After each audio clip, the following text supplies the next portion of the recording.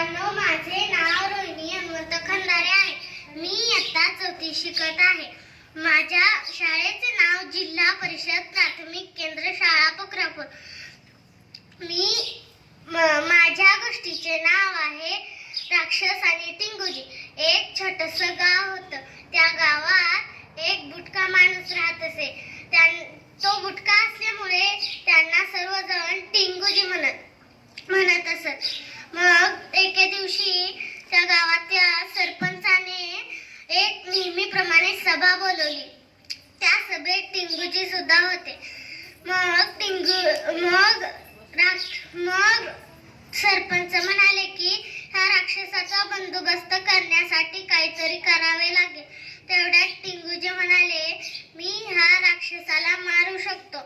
मग सरपंच म्हणाले, ते कसे?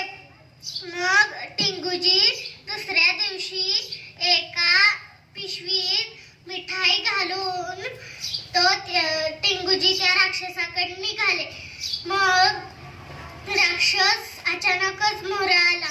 मग टिंगूजी अचानक घाबरले. मग म्हणायचं नाही.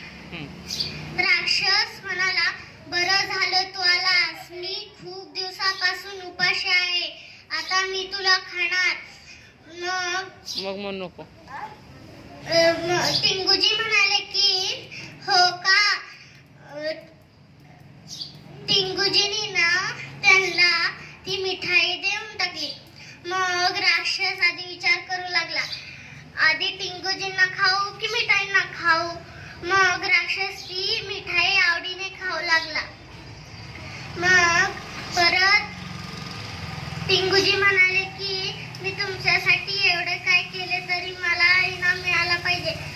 म्हणून टिंगूजी म्हणाले की राक्षसजी, तुम्ही तुमच्या डोक्याचे मला 2 केस तोडून देता का? राक्षस म्हणाले की एवढंच काय, हे घे 2 केस. मग ते 2 केस देऊन टाकले.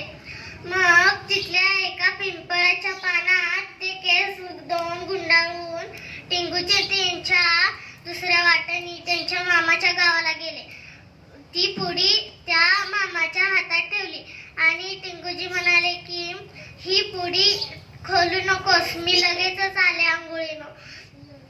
मग टिंगूजी आंघोळीचं सोडून तिथून लपत पाहत होता.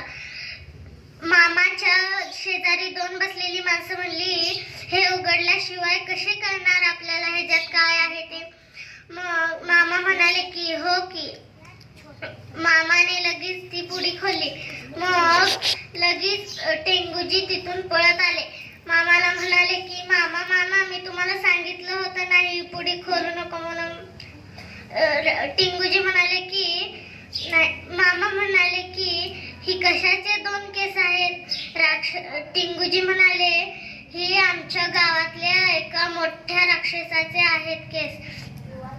हे एका दोऱ्याला बांधून गळ्यात घातले की कोणताही आजार आपला बरा होऊ शकतो. मामा म्हणाले, बर. दुसऱ्या दिवशी ही गोष्ट वाऱ्यावानी अख्ख्या गावात पसरली. मग परत सगळेजण काट्या वेगवेगळे हत्यारे घेऊन त्या राक्षसाकडे निघाले.